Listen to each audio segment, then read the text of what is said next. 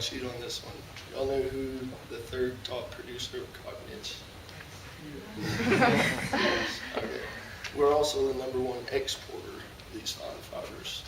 What makes this cash crop so cream? I'm Jared Silhan, and I'm going to be enlightening you about cotton today. Cotton has been in my family since my grandparents immigrated from the Czech Republic in 1919. My grandfather farmed until the 1970s, where my dad took over. My grandpa had about 340 acres, and that was about all he allotted. My dad's been farming since he was 17, and he retired 4 years ago. And he's got like 3,500 acres of land and ranches across the Texas Great Plains. So he's done pretty good for himself. I'll be enlightening you about the process of plant growth, equipment associated with cotton, and the cotton gin to show you the process from seed to shirt. There are 5 prominent types that grow at the Egyptian. We don't worry about that. We grow American Pima and Upland. And there's a place called the Cotton Belt, which is Texas, California, Arizona, Mexico kind of grows cotton. We have land there, and it's not worth growing. I love it, but the land's not good. It's not very fertile. There's not much rain. It takes a lot of different things to probably grow good. This is the growth cycle, which is going to be the first thing I'm covering. It starts off at emergence, goes to squaring, the first white bloom, the peak bloom, and the first open bowl. And this right here shows you the water use. It's kind of a bell-shaped distribution because it goes to making the fruit, and then once it makes the fruit, it opens, and then it uses less water, and then it's ready to harvest. And this is about how many days it takes. 49 for it to come up out of the ground, 27 to 28 for the first square. And I forgot this little pane. I didn't forget it. It was taken from me. And the first bowl, first square, first flower, and open bowl. And planting to harvest ready, you gotta be in the U.S. where you have non-frost for at least 140 days to allow your plants to mature. So it takes 130 to 160. And these are the heat units. Like you have to have heat for your plants to grow, obviously.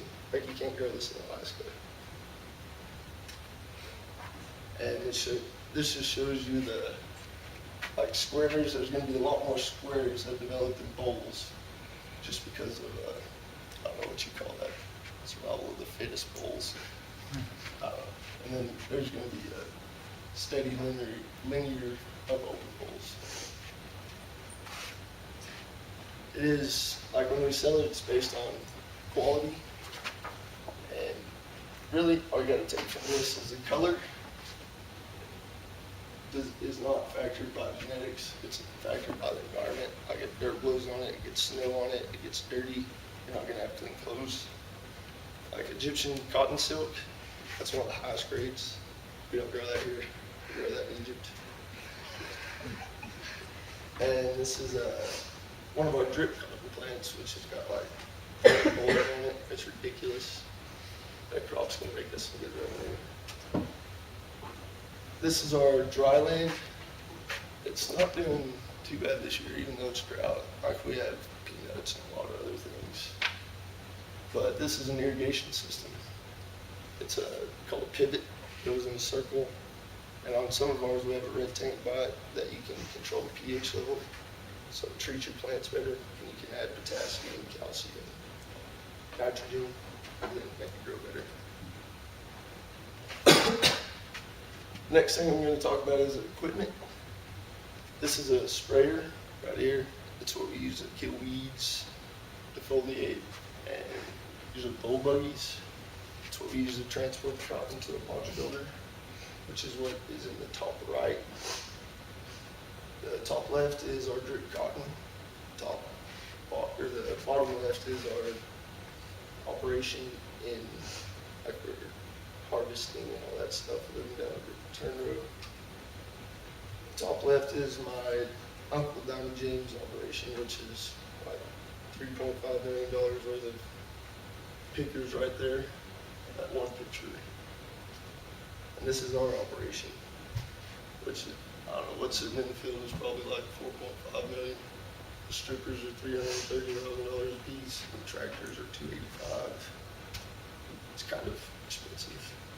The cotton gin, Eli Whitney received a patent, which in X72 for his cotton gin on March 14th, 1794, which was patented in 1807 finally. And this is where the cotton is cleaned. In conclusion, cotton plants must go through photosynthesis, growth cycle, pesticides, herbicides, defoliates, fiber stripping machines, cotton compressor separation, cleansing, and threading, and finally graphics before it finally is available on the shelves. I hope you now have a better understanding of how a seed we put into the ground is processed into a shirt you put on your back.